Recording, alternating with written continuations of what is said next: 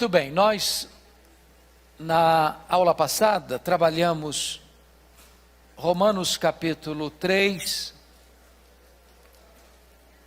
versos 21 a 31, e ficamos ainda de concluir este capítulo 3, dos versos 27 a 31, então eu vou ler os versos 27 a 31 e o capítulo 4, vamos tratar hoje. Então todos com a Bíblia aberta, por favor, em Romanos 3, a partir do verso 27, e todo o capítulo 4. Paulo pergunta assim: onde, pois, a jactância? Foi de todo excluída? Por que lei? Das obras? Não, pelo contrário, pela lei da fé. Concluímos, pois, que o homem é justificado pela fé, independentemente das obras da lei. É porventura Deus somente dos judeus? Não é também dos gentios? Sim, também dos gentios. E visto que Deus é um só, o qual justificará por fé o circunciso, mediante a fé o incircunciso. Anulamos, pois, a lei pela fé? Não, de maneira nenhuma. Antes, confirmamos a lei. Agora, capítulo 4. Que, pois, diremos ter alcançado Abraão, nosso pai segundo a carne? Porque se Abraão foi justificado por obras, tem de que se gloriar, porém não diante de Deus. Pois que diz a Escritura: Abraão creu em Deus e isso lhe foi imputado para a justiça. Ora, o que trabalha, o salário não é considerado como favor, e sim como dívida. Mas ao que não trabalha, porém crê naquele que justifica o ímpio, a sua fé lhe é atribuída como justiça. E é assim também que Davi declara ser bem-aventurado o homem a quem Deus atribui justiça, independentemente de obras. Bem-aventurados aqueles cujas iniquidades são perdoadas e cujos pecados são cobertos. Bem-aventurado o homem a quem o Senhor jamais imputará pecado. Vem, pois, esta bem-aventurança exclusivamente sobre os circuncisos ou também sobre os incircuncisos? Visto que, dizemos, a fé foi imputada a Abraão para a justiça. Como, pois, lhe foi atribuída? Estando ele já circuncidado ou ainda incircunciso? Não no regime da circuncisão, e sim quando incircunciso. E recebeu o sinal da circuncisão como selo da justiça da fé que teve quando ainda incircunciso, para vir a ser o pai de todos os que creem, embora não circuncidados, a fim de que lhes fosse imputada a justiça. E pai da circuncisão, isto é, daqueles que não são apenas circuncisos, mas também andam nas pisadas da fé que teve Abraão, nosso pai, antes de ser circuncidado. Não foi por intermédio da lei que a Abraão ou a sua descendência coube a promessa de ser herdeiro do mundo, e sim mediante a justiça da fé. Pois se os da fé é que são os herdeiros, anula-se a fé e cancela-se. Pois se os da lei é que são os herdeiros, anula-se a fé e cancela-se a promessa. Porque a lei suscita ira, mas onde não há lei, também não há transgressão. Essa é a razão por que provém da fé, para que seja segundo a graça, a fim de que seja firme a promessa para toda a descendência, não somente ao que está no regime da lei, mas também ao que é da fé, que teve Abraão, porque Abraão é pai de todos nós, como está escrito: por pai de muitas nações te constituí. Perante aquele no qual creu, o Deus que vivifica os mortos e chama à existência as coisas que não existem. Abraão, esperando contra a esperança, creu, para vir a ser pai de muitas nações, segundo lhe fora dito: assim será a tua descendência. E sem enfraquecer na fé, embora levasse em conta o seu próprio corpo amortecido, sendo já de 100 anos, e a idade avançada de Sara, não duvidou por incredulidade da promessa de Deus, mas pela fé se fortaleceu, dando glória a Deus, estando plenamente convicto de que ele era poderoso para cumprir o que prometera. Pelo que isso lhe foi também imputado para a justiça. E não somente por causa dele está escrito que lhe foi levado em conta, mas também por nossa causa, posto que a nós igualmente nos será imputado a saber, a nós que cremos naquele que ressuscitou dentre os mortos a Jesus, nosso Senhor, o qual foi entregue por causa das nossas transgressões e ressuscitou por causa da nossa justificação. Pois bem, nós trabalhamos no capítulo 3, 21 a 31, o texto que é considerado o texto magno desta carta, o texto áureo desta carta. Talvez alguns estudiosos dizem que é a parte mais importante de toda a Bíblia. Examinamos que a justificação é um ato exclusivo de Deus. É um ato, não um processo. A justificação não tem graus. Nenhuma pessoa está mais justificada do que a outra. Uma vez justificado, está plenamente justificado. Examinamos que a justificação não é por obras, mas é pelo mérito de Cristo. Ou seja, o nosso substituto morreu por nós, pagou a nossa dívida e a justiça dele é atribuída a nós. Examinamos, portanto, que esta justificação é de graça, é pela graça. E embora custou tudo para Deus, a nós é gratuito. E nós recebemos essa justificação pela fé. Agora, Paulo levanta neste capítulo 3, a partir do verso 27, 3 objeções à justificação. Ele levanta a objeção e ele responde à objeção feita. A gente chama isso de diatribe. Então, é o escritor que, sabendo que o leitor vai fazer a pergunta, ele mesmo faz a pergunta e ele mesmo dá a resposta. E a primeira objeção é essa: onde está o motivo de vanglória? Confira comigo, versículo 26, 27 e 28, digo: onde está, pois, a jactância? Foi de toda excluída. Por que lei? Das obras? Não, pelo contrário, pela lei da fé. Concluímos, pois, que o homem é justificado pela fé, independentemente das obras da lei. Então a pergunta é o seguinte: é possível que uma pessoa justificada pela fé se apresente peito estufado, e assim com muita soberba e arrogância, né? Eu estou justificado? É possível alguma jactância? Algum orgulho, alguma vaidade? Absolutamente não. Porque não é mérito seu. Você não construiu isso.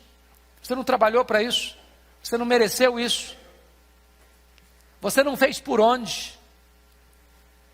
Então, a grande questão é que, se você quiser comparar a justiça de Deus aqui com a justiça dos homens, você está encrencado. Porque na justiça dos homens, não é justo o justo justificar o injusto. Na lei dos homens, é justo o justo justificar o justo. Mas Deus não justifica o justo. Deus justifica o injusto. Porque o injusto, não tendo justiça própria, recebe a imputação do justo a ele. Eu sou injusto, mas o justo, meu substituto, meu fiador, morreu por mim, e a justiça dele é atribuída a mim. Portanto, a justiça que eu tenho não é minha, é atribuída a mim, é colocada na minha conta. Por isso, não há espaço nenhum para qualquer soberba, para qualquer jactância, para qualquer vaidade. Então, respondida a primeira objeção. Segunda objeção: onde está a exclusividade dos judeus? Versículos 29 e 30. É porventura Deus somente os judeus? Não é também dos gentios? Sim, também dos gentios, visto que Deus é um só, o qual justificará por fé o circunciso judeu e mediante a fé o incircunciso gentio. Porque a ideia dos judeus é essa: Deus é nosso, Deus é patrimônio nosso, Deus é exclusivo nosso, Deus é só para nós, a nós pertencem todas as bênçãos, aos gentios todas as maldições. A grande pergunta de Paulo é essa: o projeto salvador de Deus alcança só os judeus? Só os da circuncisão? Não é Deus também dos gentios? E a resposta é claro: Deus é Deus dos gentios circuncisos, dos judeus circuncisos, e Deus é Deus dos gentios incircuncisos. Porque tanto o judeu circunciso quanto o gentio incircunciso, Deus salva da mesma maneira. É pela fé. É mediante a fé. Então não tem aqui qualquer soberba de raça.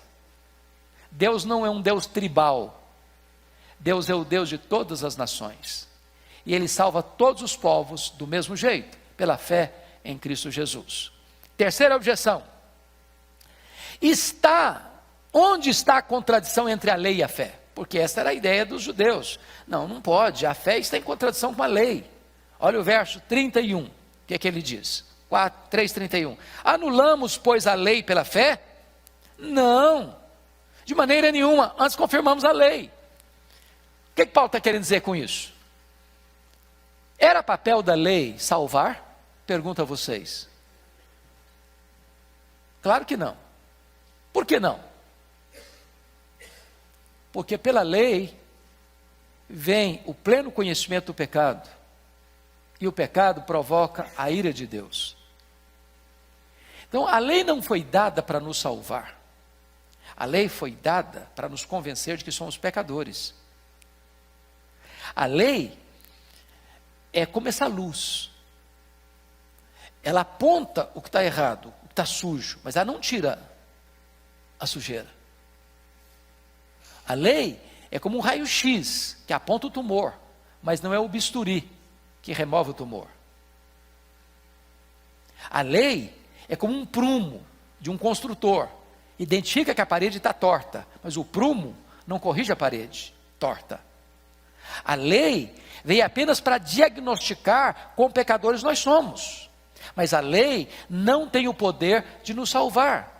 Por isso o papel da lei é de um aio, é de um pedagogo, que nos toma pela mão, uma vez que ele identificou e constatou e provou que eu sou pecador, diz: agora que você reconhece que você é pecador, vou te levar a alguém que resolve o seu problema. E esse alguém é Cristo. O fim da lei é Cristo.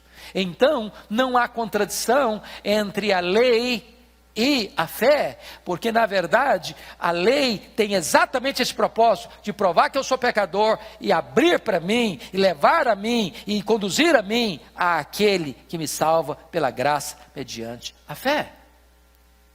Mas agora nós vamos entrar no capítulo 4, porque havia uma grande questão. A questão é o seguinte: Paulo, você tem... Pois não, meu amado. O verso 30. Isso. O circunciso.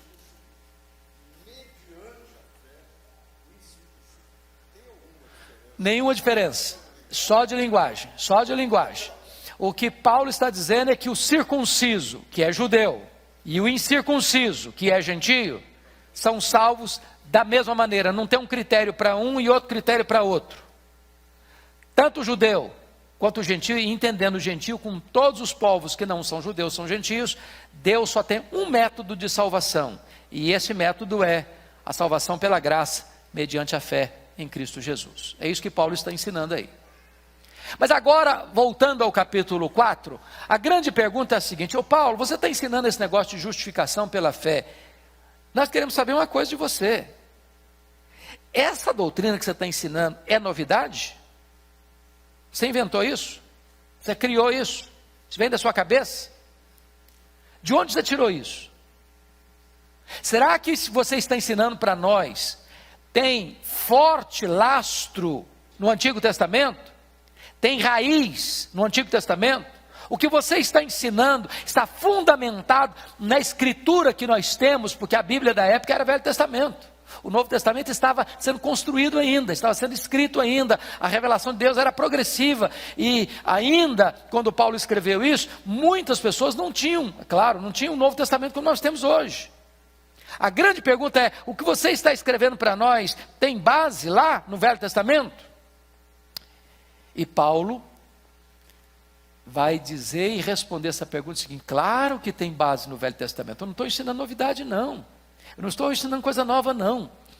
Eu estou querendo dizer para vocês que a palavra de Deus, ela é una. A palavra de Deus tem uma profunda conectividade, de tal maneira que a doutrina da justificação está ancorada nos dois maiores exemplos que vocês têm na Bíblia, dos dois personagens que vocês mais admiram: Abraão, o pai da fé, e o grande rei Davi, que unificou a nação.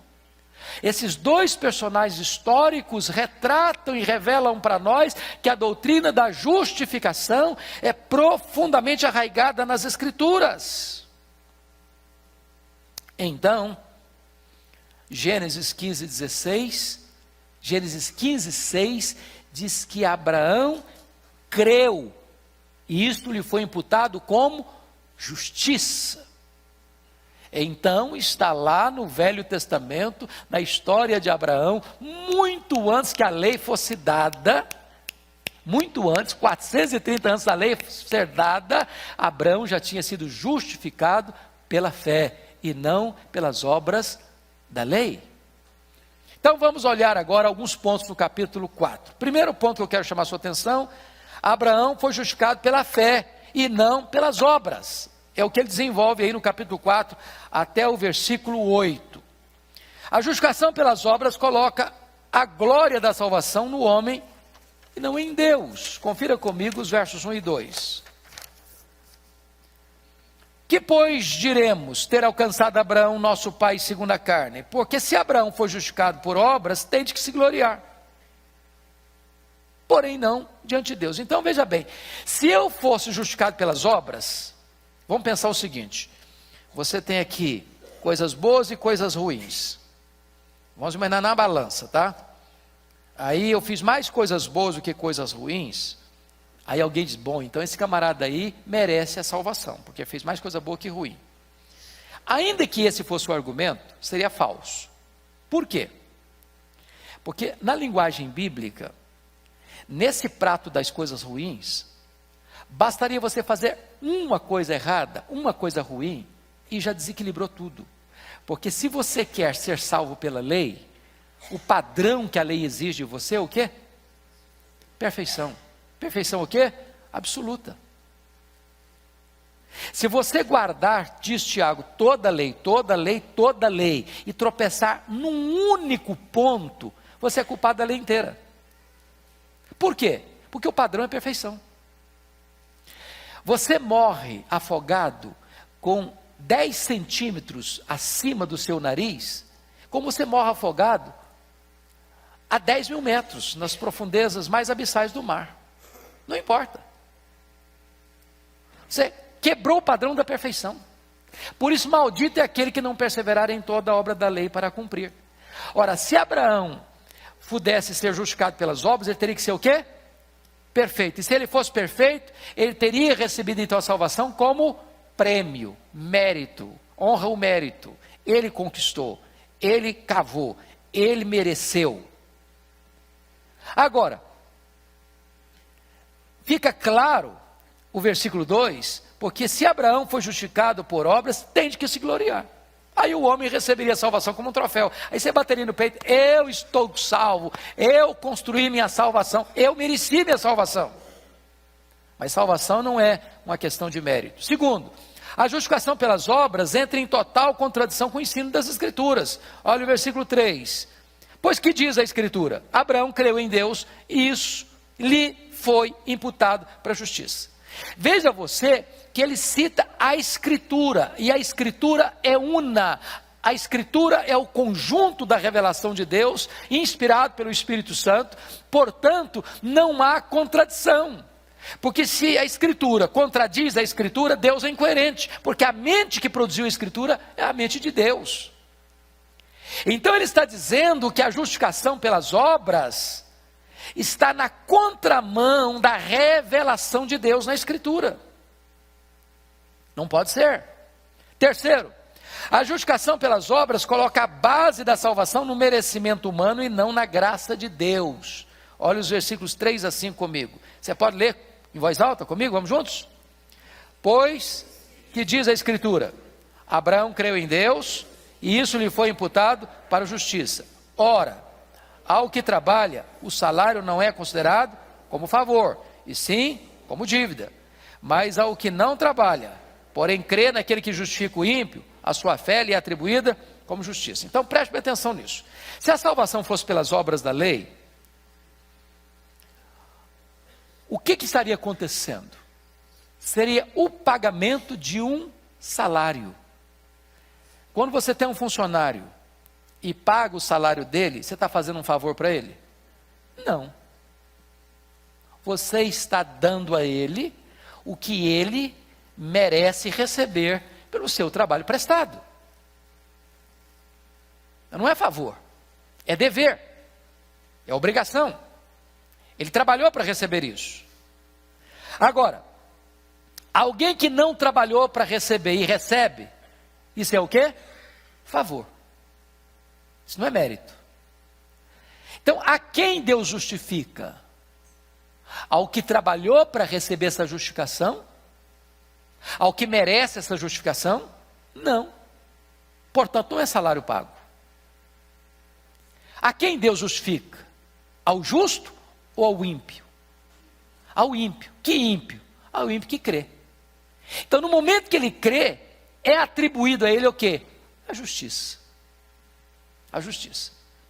Então, vamos entender, porque isso aqui, irmãos, isso aqui é o coração da Bíblia, isso aqui é o coração do Evangelho. Se você entender isso aqui, você entendeu o cristianismo. Se você não entendeu isso aqui, você não entendeu o cristianismo. É por isso que essa doutrina aqui foi a base da reforma do século XVI. É por isso que os reformadores diziam, com essa doutrina a igreja fica de pé, sem essa doutrina a igreja cai. Vejam vocês, nós somos pecadores, certo? Nós pecamos de que maneira? Nós pecamos por palavras, vamos dar conta no dia do juízo por todas as palavras frívolas que proferimos. Nós pecamos por obras, o que nós fazemos e as pessoas não sabem, Deus sabe. Nós pecamos por omissão. Nós pecamos por pensamentos. Bom, algum tribunal da terra, por mais nobre que seja, pode julgar foro íntimo. Você pode chegar diante de um juiz, você está sentindo isso, eu vou te condenar por isso, você está sentindo isso, eu tenho certeza que você está sentindo, eu vou te condenar. Algum tribunal tem essa competência? Não tem. Mas o tribunal de Deus tem. Deus julga o segredo do coração dos homens. Gente, o que passa no seu coração e no meu, se a gente fosse contar tudo, até nós ficaríamos escandalizados. Você já se escandalizou você mesmo? Já ficou chocado com você? Já ficou envergonhado de você? Imagine Deus. Imagine Deus. Então, o ponto é o seguinte: os psicólogos dizem que passam pela nossa cabeça mais de 10 mil pensamentos por dia. Quantos desses nós teríamos vergonha de contar? Mas imagine vocês, que vocês sejam tão santos, mas tão bons, mas tão assim virtuosos, que num dia inteiro você não pecou nem por palavras, nem por obras, nem por omissão. De 10 mil pensamentos, só 3 foram pensamentos ruins. Já seria quase um anjo ambulante. Se você tiver 3 pensamentos ruins por dia, no final de mês você tem 90, no final de um ano 1080. Só eu aqui, o coitadinho aqui, já fiz 60, já estaria então com mais de 60 mil pecados, se eu pecar só 3 vezes por dia. Como é que eu chegaria num tribunal que não dá para comprar o juiz, não dá para subornar a testemunha, com 60 mil delitos e pecados? Como é que ficaria a minha situação? Não tem jeito não, está condenado.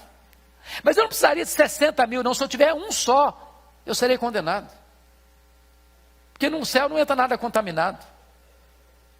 A alma que pecar, essa morrerá. Então preste atenção que dentro dessa lógica bíblica, é impossível que você seja justificado por mérito, por obras da lei. Impossível. O que Deus fez?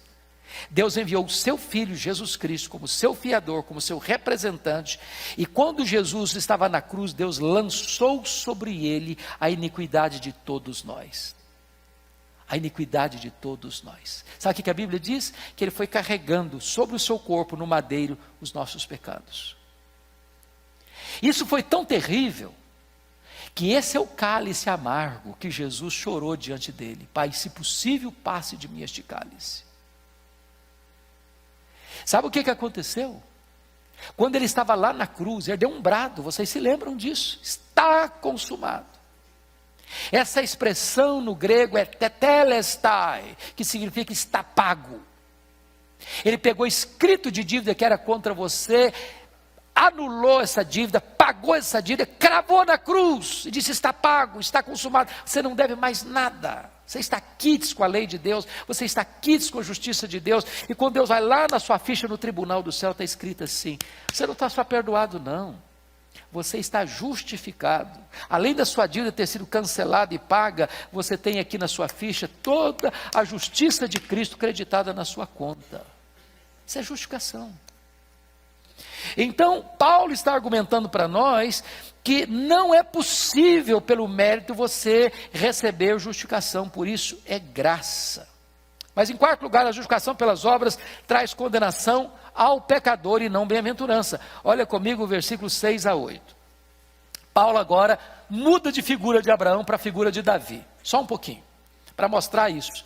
Que se fosse pelas obras, viria sobre nós condenação. Então está escrito assim: e assim também que Davi declara ser bem-aventurado o homem a quem Deus atribui justiça, independentemente das obras. E passa a citar o Salmo 32.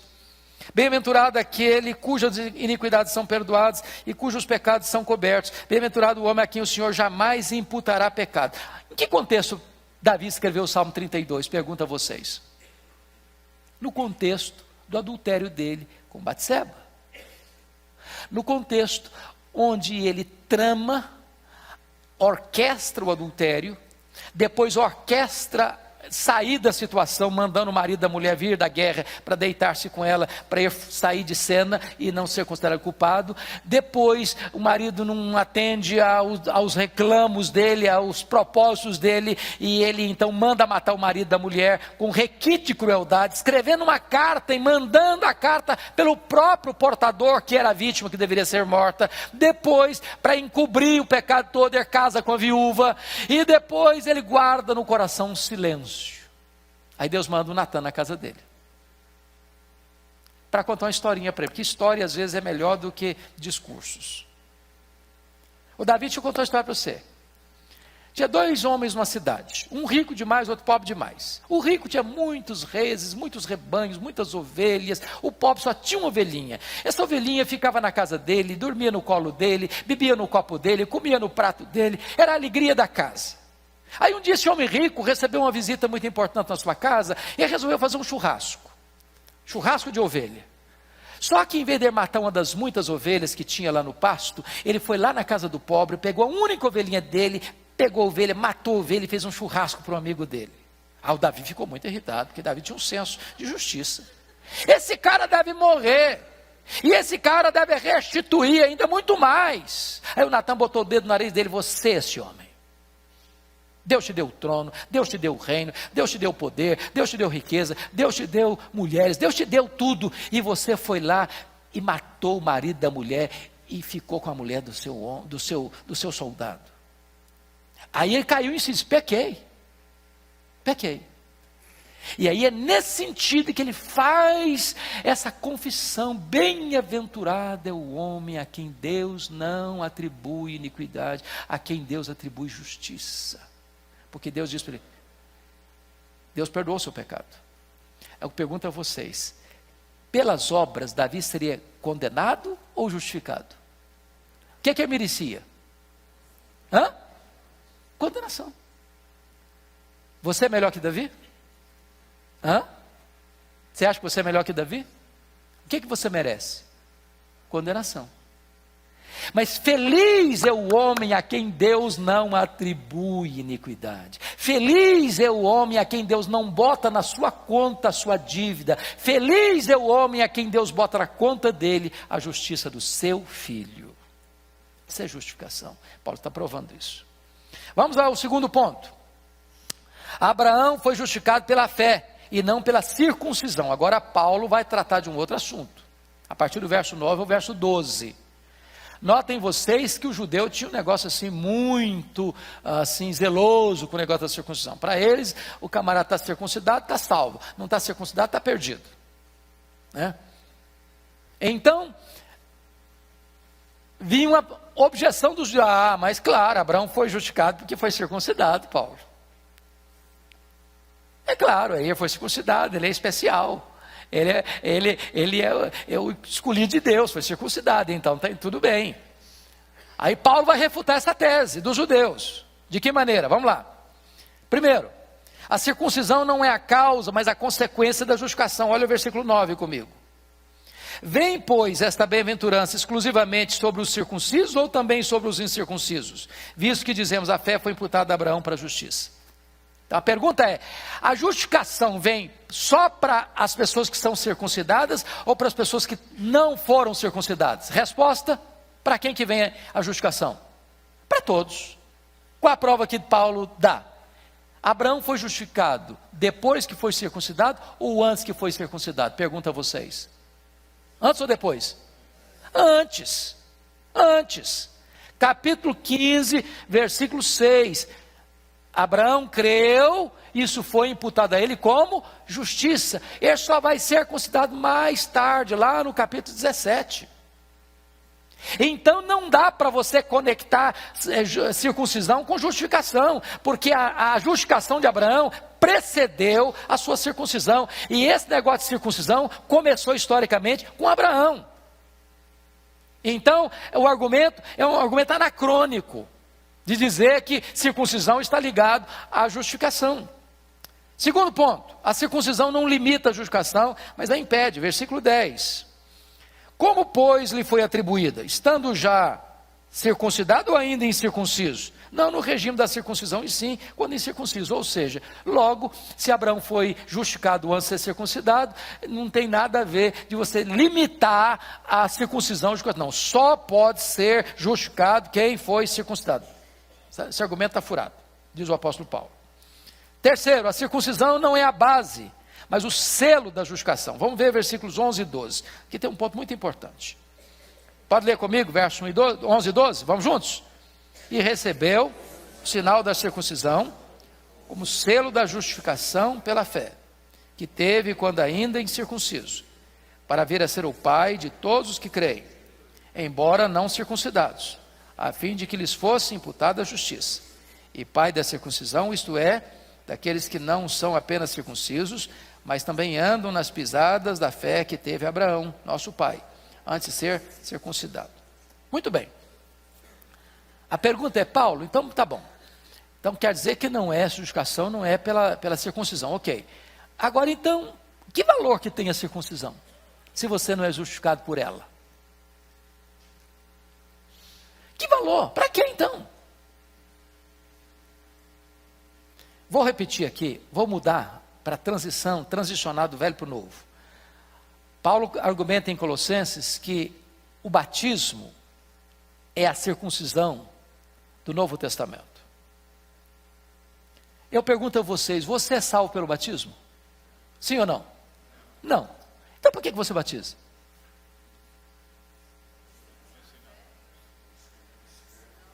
O aspecto, então, é que a circuncisão é um selo dessa fé. Numa linguagem bem comum nossa, a gente diz que é um sinal visível de uma graça invisível. Então, isso é um testemunho externo. Isso é uma evidência externa de que a realidade interna da justificação já aconteceu. Isso é um testemunho para o mundo. Agora, qual o problema dos judeus aqui? É que eles estão substituindo a coisa significada pelo símbolo. Por exemplo, vamos ilustrar isso. Você ousaria desonrar a bandeira do Brasil? Naquela época, lembra daquela época que nós tínhamos moral e cívica da escola? Tem saudade desse tempo. Muita saudade desse tempo. Você respeitava os símbolos do país. Quando você vê a bandeira, A bandeira é um símbolo que representa o seu país, mas a bandeira não é o Brasil, ela é um símbolo do Brasil. Por exemplo, hoje um movimento LGBT pegou o arco-íris, que é um símbolo espiritual, cristão, da aliança de Deus, e deturpou esse selo. Mas tira esse negócio para lá, vamos pegar o que a Bíblia ensina. Quando você vê o arco-íris, o que você lembra? A aliança de Deus de não destruir mais a raça humana com água. Agora, o arco-íris é a aliança de Deus ou um símbolo da aliança de Deus? É um símbolo da aliança de Deus. Então preste bem atenção. Vamos pegar outro exemplo. Vamos pegar o exemplo do anel. Anel de noivado. Por que um rapaz e uma moça, quando estão namorando e tomam a decisão de se casar, usa um anel, usa uma aliança? Aquilo ali é o quê? Um símbolo. Símbolo de quê? De compromisso. Mas aquele anel é o compromisso? Não, ele é o quê? Um símbolo. Então preste atenção na frase que eu vou ler para você. O que funciona bem como um sinal é um miserável substituto para a coisa significada. Qual o problema dos judeus? O problema dos judeus é que eles estavam escudados no ato, no símbolo da circuncisão, e não naquilo que a circuncisão significava. A circuncisão era apenas um sinal, um selo, um símbolo da justificação pela fé. Assim como hoje o batismo é um símbolo da justificação pela fé. Mas se eu fui batizado, agora está tudo resolvido comigo, porque eu fui batizado. Não, o batismo é um símbolo. Só tem valor se o simbolizado aconteceu. Porque se o simbolizado, que é a verdadeira mudança interior, não aconteceu, você pode receber água do Atlântico inteiro, não vai resolver a sua vida. Está claro isso, irmãos? Está claro? Pois bem, então vamos para frente. Terceiro ponto, Abraão foi justificado pela fé, não pela lei. Agora é o argumento dos versos 13 a 17. Versos 13 a 17. E Paulo vai nos dar aqui 3 argumentos para provar que a justificação foi pela fé e não pela lei. Primeiro argumento é o argumento da história, versículo 13. Quem pode ler comigo? Não foi por intermédio da lei que a Abraão ou a sua descendência coube a promessa de ser o herdeiro do mundo, e sim mediante a justiça da fé. Por que não foi mediante a lei, e sim mediante a justiça da fé? Qual é o argumento histórico que Paulo está dando aí?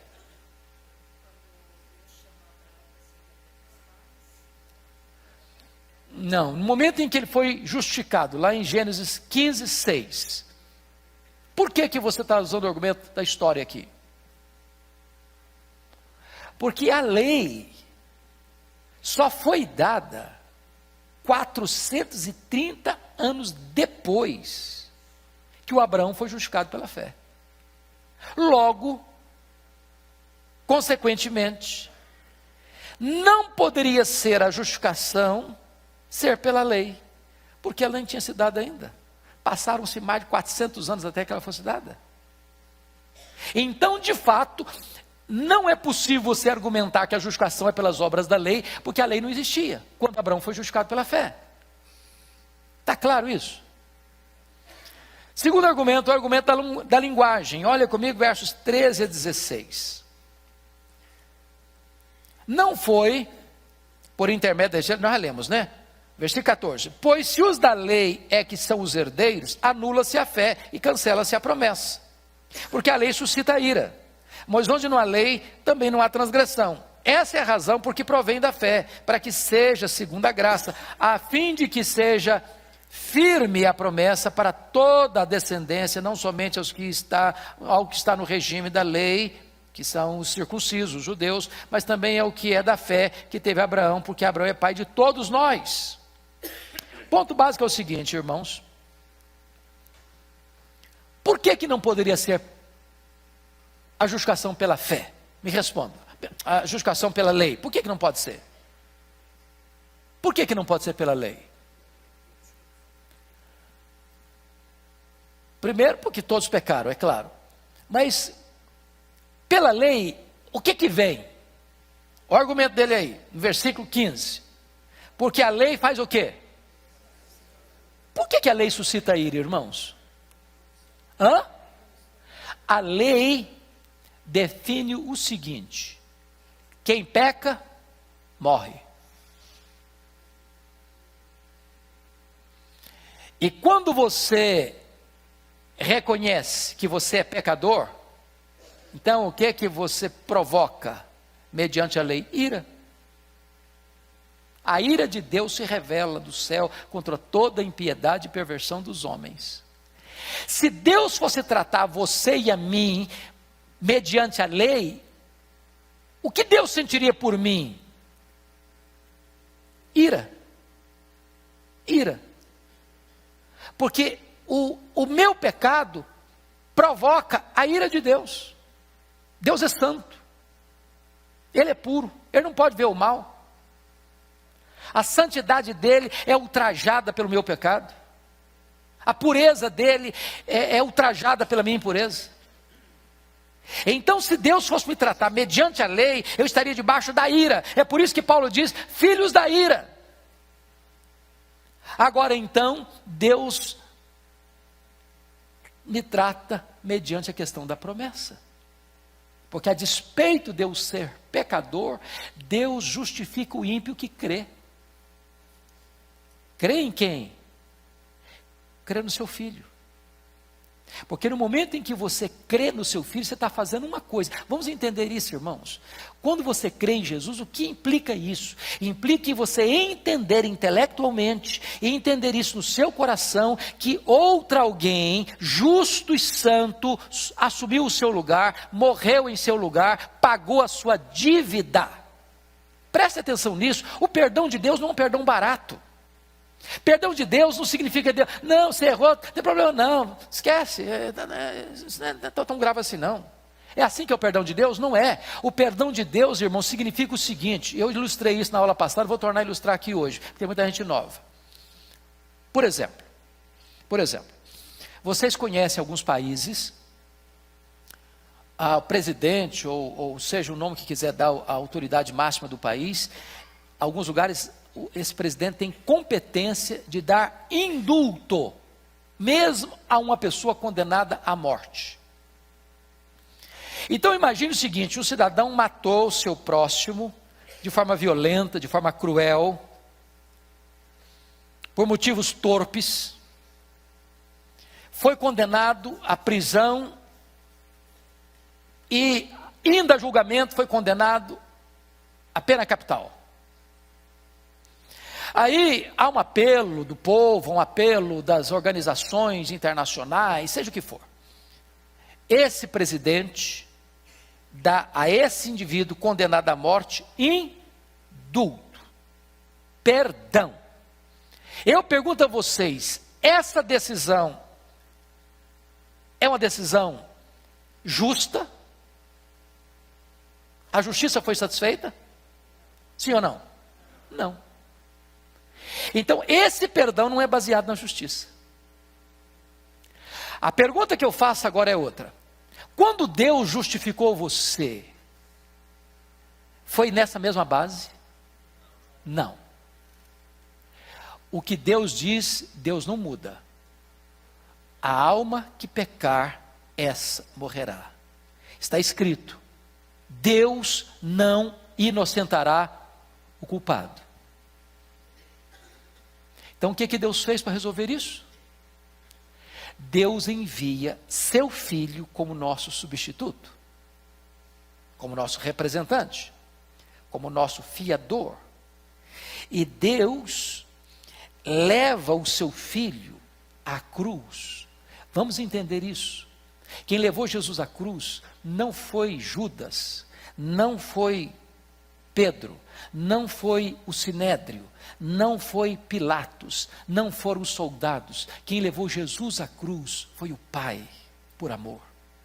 Ele não poupou a seu próprio filho. Isaías diz que agradou ao Pai, ao Deus, moê-lo naquela cruz. Então, quando Jesus morre naquela cruz, o que Deus está fazendo? Deus está satisfazendo plenamente a lei dele que foi violada e atendendo plenamente a justiça dele, reivindicando plenamente a justiça, de tal maneira que quando Deus perdoa o seu e o meu pecado, Deus está não apenas dizendo, não tem problema não, você é culpado mesmo, você merece mesmo, mas eu vou e tirar isso de você. Não, Deus está dizendo o seguinte, eu estou punindo o seu pecado no meu filho, satisfazendo o meu filho a sua justiça, fazendo o meu filho a minha justiça e a minha lei. Agora eu estou perdoando você, que você não tem mais dívida, sua dívida foi paga. E mais do que isso, estou depositando na sua conta toda a justiça do meu filho. Irmãos, isso é glorioso. Isso é o Evangelho.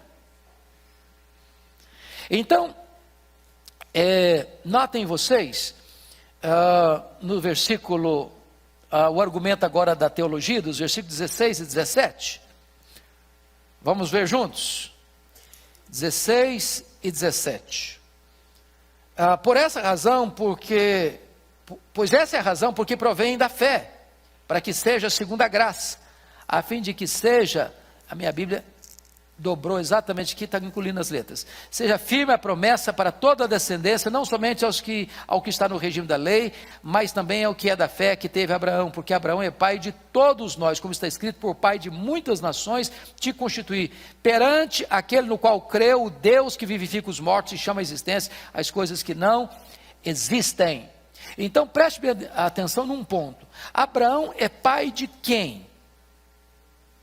Pai de quem? Dos judeus? Dos gentios? É pai do judeu e é pai do gentio. Mas pai de que judeu? Pai de que gentio? Explicação está escrito no capítulo 3, 29. Dá uma voltadazinha lá, por favor. 3, 29. Pode ler comigo? Vamos juntos? Porém, judeu... Vamos juntos comigo? 2, 29. Quando eu falo 3, eu estou querendo falar 2. 2, 29. Vamos lá. Porém, judeu... é aquele que o é interiormente, e circuncisão, a que é do coração, no espírito, não segundo a letra, e cujo louvor não procede dos homens, mas de Deus. Então quem é judeu? Para ele, judeu aqui, está falando agora judeu no sentido de salvo, não é aquele que é circuncisão, mas é aquele que é interiormente circuncisão, aqui é do coração, do espírito. Sabe o que ele está querendo dizer? É o seguinte, quem é filho de Abraão? Preste atenção nessa frase. O filho de Abraão não é aquele que tem o sangue de Abraão correndo em suas veias. Filho de Abraão é aquele que tem a fé de Abraão habitando em seu coração. Não importa se judeu, não importa se gentio. Então um judeu hoje que não crê em Jesus não é filho de Abraão. Jesus disse em João 8, o diabo é vosso pai, não Abraão. Mas um gentio, você e eu, que cremos em Jesus, nós somos filhos de Abraão. Então ser filho de Abraão não é uma questão consanguínea, ser filho de Abraão é uma questão espiritual.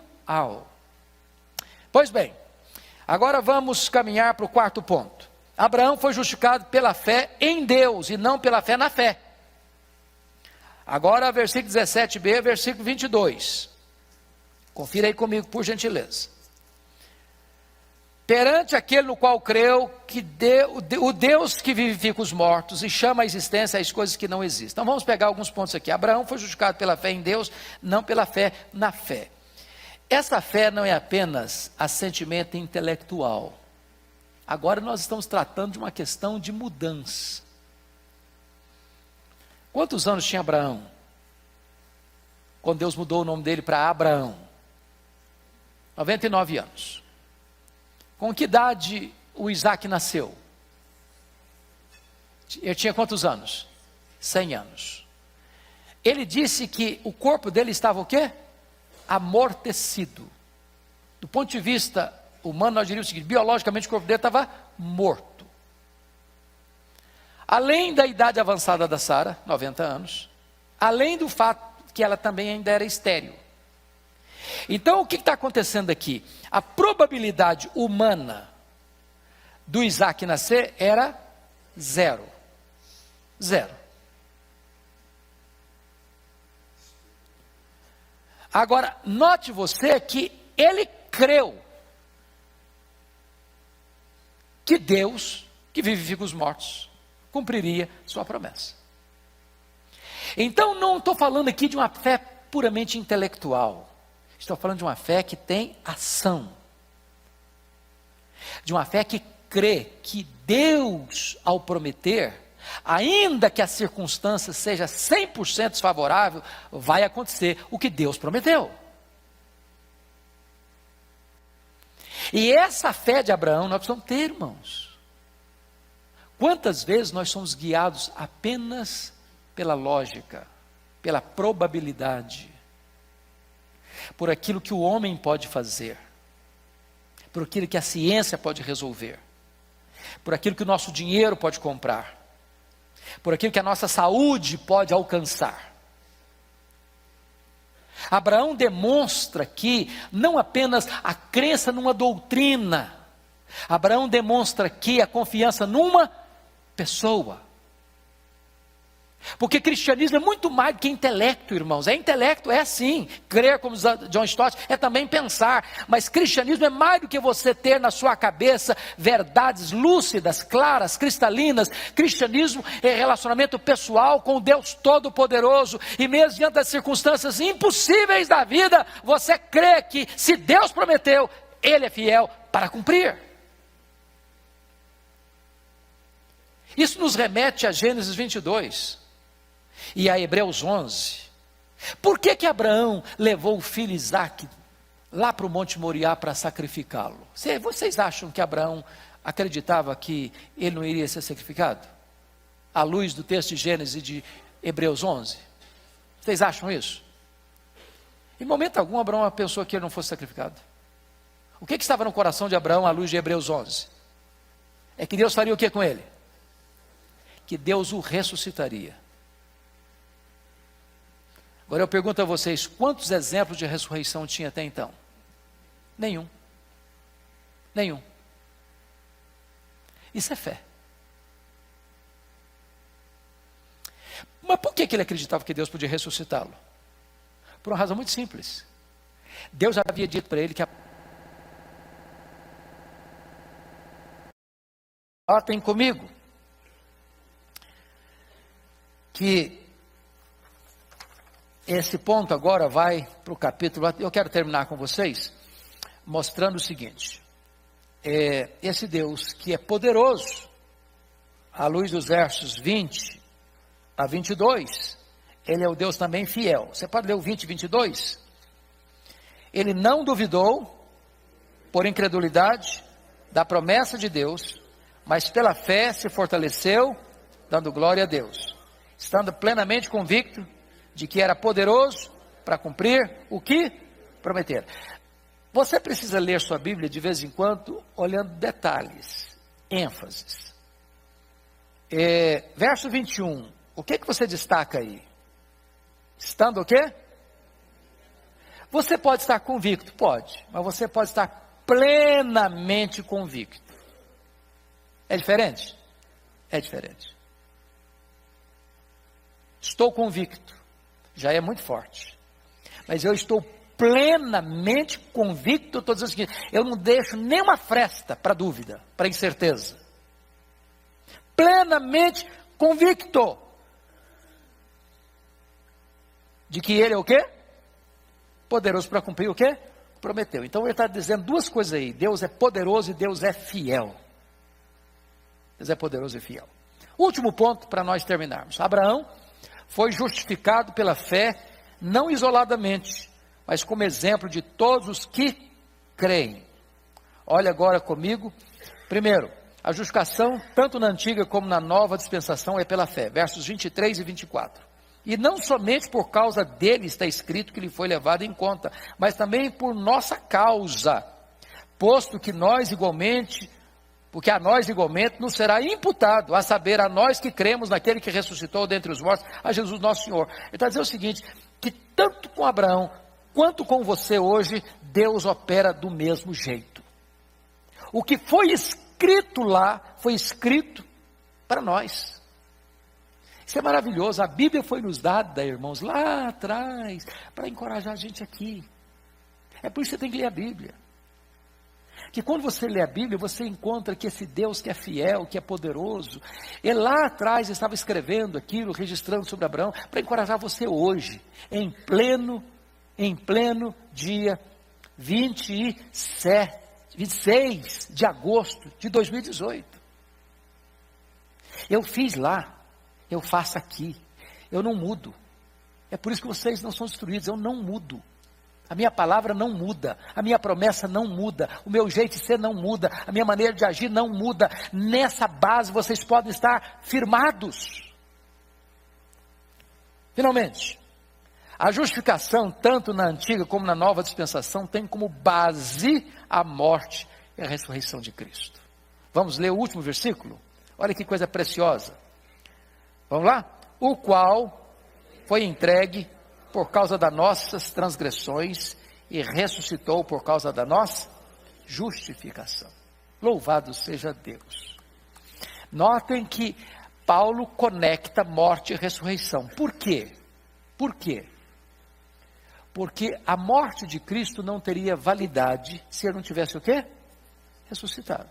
Se Cristo não ressuscitou, é vã a nossa pregação, é vã a vossa fé, somos falsas testemunhas de Deus. Permanecemos nos nossos pecados, não temos esperança, somos os mais miseráveis de todos os homens. Mas a pergunta é, por que Jesus morreu? Pelas nossas transgressões. Essa é a teologia bíblica, lá em 1 Coríntios 15:3. Ele morreu pelos nossos pecados, segundo as Escrituras. Foi sepultado e ressuscitou segundo as Escrituras. O que significa isso? Significa que a morte dele não foi um acidente e a ressurreição dele não foi uma surpresa.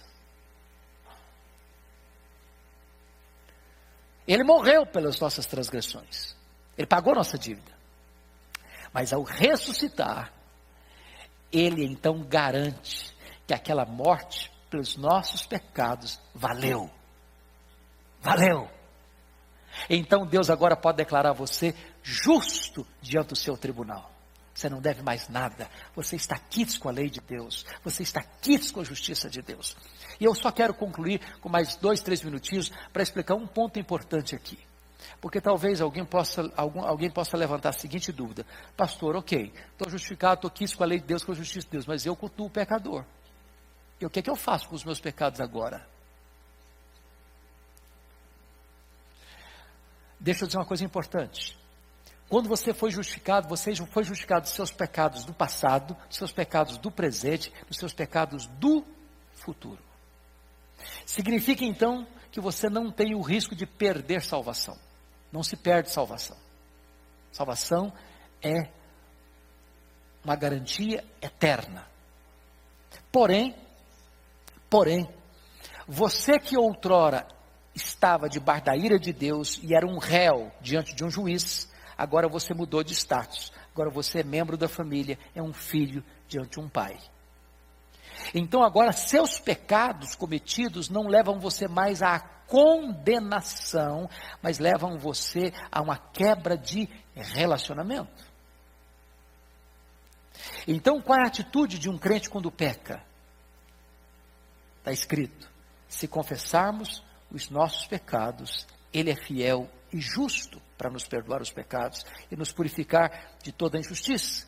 Por que fiel? Por que justo? Fiel porque Ele prometeu. Justo porque Ele já puniu o seu pecado na cruz do seu Filho e agora basta você reconhecer que você pecou. Homologuel é a palavra de onde vem homologar, se confessarmos. Agora você reconhece, agora você confessa, e agora Deus olha para a cruz do seu filho e diz, esse pecado eu já puni na cruz do meu filho, não vou punir mais em você. Você que está arrependido, você está perdoado.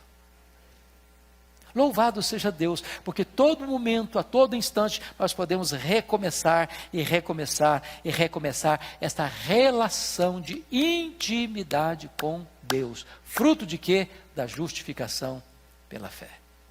Vamos ficar em pé? Oi, princesa. Pode, se eu puder responder.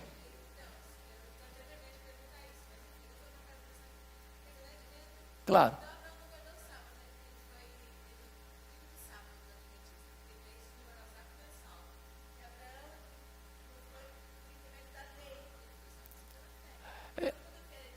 Essa ideia disso, essa ideia de que você precisa guardar o sábado para ser salvo, está completamente furada. Completamente furada. Porque se eu tivesse que guardar o sábado para ser salvo, eu seria salvo mediante a lei. E eu não sou salvo pela lei. E mais ainda, quando você entende, à luz do texto de Joel, se cumprindo em Colossenses 2, é que, de Oséias, é que o sábado era uma sombra. E a realidade do sábado é Cristo. É por isso que Hebreus diz que resta um repouso, um descanso para o povo de Deus. E a palavra descanso lá é sábado. E sabe qual é o descanso do povo de Deus? É Cristo. É por isso que Jesus Cristo ressuscitou no primeiro dia da semana. E é por isso que ele apareceu no primeiro dia da semana. E é por isso que a igreja se reunia no primeiro dia da semana. E é por isso que o Pentecoste, o derramamento do Espírito aconteceu num dia de domingo, primeiro dia da semana. É por isso que Jesus aparece para João no primeiro dia da semana, porque se o sábado representa o descanso da criação, o domingo representa o descanso da redenção. E o povo de Deus, ao longo da história, tem adorado ao seu Senhor todos os dias da semana, mas dedicado esse dia para adoração, porque é o dia que Jesus venceu a morte e selou a nossa justificação pela sua ressurreição.